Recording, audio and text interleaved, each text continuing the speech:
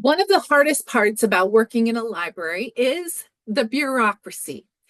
It can slow everything down, including approval for your marketing materials. I've been there. I might not be able to completely fix it, but I do have 5 things you can do to help make that approvals process a little less painful. And that's in this episode of the Library Marketing Show. Hi, everyone. I'm Angela Hursh. I have a blog called superlibrarymarketing.com.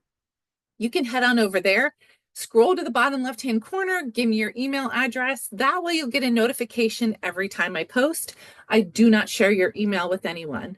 I'm also always looking for kudos nominations. You can let me know of a library, maybe it's your library, doing something exciting, fun, or interesting in library marketing by clicking on the Library Marketing Show tab. And we're going to begin today's episode with kudos. This came in as a nomination from someone who no longer works at a library, but keeps their eye on them nevertheless. Kudos today goes to the Athens Regional Library System. They did customer testimonials or patron testimonials, as all of us did during February, which was Library Lovers Month. But one stood out in particular. They got someone from their pro hockey team, which is called the Athens Rock Lobsters. Say that 5 times fast.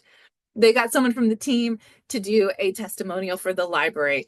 It was part of an Instagram reel. I'm going to put that link down below so you can see it. It's a great example of how reaching out to local celebrities and other folks who people might know or look up to help you with these kinds of campaigns that can be really valuable. Also gets your library in front of a whole new audience. So great job, Athens Regional Library System. And now for today's topic, which is all about how to make that approvals process for marketing materials a little less painful. Navigating bureaucracy is not fun. I've been there, and while I didn't completely make the process absolutely totally pain-free and smooth, I did have 5 things that I did that certainly made life better once I implemented these tips. So I wanted to share those with you today. The first thing is to build relationships with the people who are doing approvals of your materials, whether that be senior staff or branch managers that you might be creating posters, flyers, and bookmarks for. One thing I did when I worked at the Cincinnati Library was once a month, I scheduled, it's kind of almost like an outreach meeting with people from different departments and from different locations in the system, just to have a little sit down. I told them a little about what was going on in the marketing department, and they could tell me a little bit about what was going on with their work. And being open to have those conversations really helps make approvals processes much more smooth. Number 2 is to actually set clear guidelines when you're sending materials out for approval. This is where a brand guideline or brand resources or brand standards can be really helpful. I have a blog post about that I'm going to put down below if you need a little help getting a brand guide together. If everyone at the library knows these are the fonts we use, these are the colors we use, here's how we use the logo, here are our guidelines for how we make posters, flyers, bookmarks, emails, all of that stuff, it makes the approvals process, which comes later in the process, much more smooth. So have some clear guidelines. Number 3 is to actually set deadlines for people who are approving materials. I do this now in my work here at Novelist. We generally give folks 2 weeks to look through materials. It doesn't usually take people that long, but giving them that amount of time feels like a courtesy and makes it more likely that they're going to look at it sooner.